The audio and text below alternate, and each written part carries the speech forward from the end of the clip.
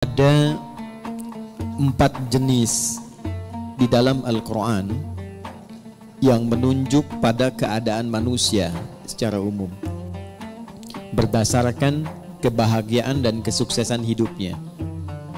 Ada berapa jenis? 4 ya. 1, ini yang paling ideal. Manusia yang mendapatkan kebahagiaan, kesuksesan dunia dan akhirat. Itu ada di Al-Quran surah kedua Al-Baqarah di ayat 201, paling kanan sebelah bawah di mushaf. Wa minhum may yaqulu rabbana atina fid dunya hasanah wa fil akhirati hasanah wa qina adzaban nar. Ini golongan pertama.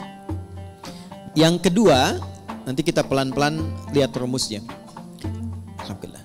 Ada orang yang di dunianya itu sukses, bahagia. Tapi kesuksesan dan kebahagiaan dunia itu ternyata tidak memberikan jaminan ia membawa keduanya sampai ke akhirat. Golongan ini pun diisyaratkan di Al-Quran di ayat yang ke-200-nya. Jadi kalau tadi 201, kita naik sedikit ke atas ke ayat 200, kita akan temukan tipikal golongan demikian. Wa minan nasi may yaqulu rabbana atina fid dunya wa ma lahum fil akhirati min khalaq. Dan di antara manusia ada yang hidupnya memang diliputi oleh harapan dunia saja. Hasanahnya enggak disebutkan. Ini kuncinya nanti.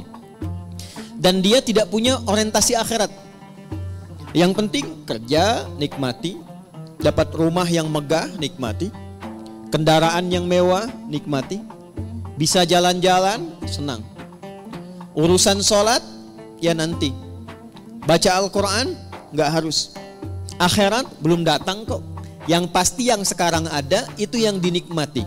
Wa ma lahum fil akhirati min khalaq. Dan dia tidak punya persiapan untuk menyiapkan kehidupan abadinya di akhirat. Itu yang kedua.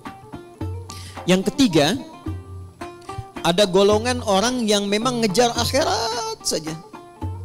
Dunianya tidak terlalu diperdulikan. Dia abaikan bahkan. Ya. Dia tidak terlalu peduli apakah hari ini makan atau tidak. Dia tidak terlalu peduli apakah punya rumah megah atau tidak. Dia tidak terlalu peduli apakah punya kendaraan atau tidak. Yang penting akhirat masuk surga. Saya ulangi ya. Yang penting akhirat masuk surga.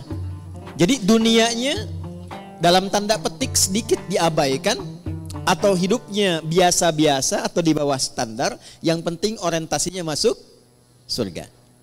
Ini yang ketiga. Yang keempat, ini yang repot. Miskin dunia, fakir akhirat. Jadi dunia sudah nggak dapat, tiap hari pekerjaan tidak jelas, kata-kata tidak terukur, tindakan tidak teratur, perbuatan kadang-kadang juga mohon maaf banyak buruknya. Jadi dunianya tidak jelas, akhiratnya rasa-rasanya tidak mendapatkan harapan karena tidak pernah disiapkan. Maka yang keempat ini kategori miskin dunia, fakir akhirat. Nah, di antara yang keempat ini, 4 bagian ini kita mesti pastikan setiap hari setidaknya kita berusaha untuk mencapai golongan yang pertama.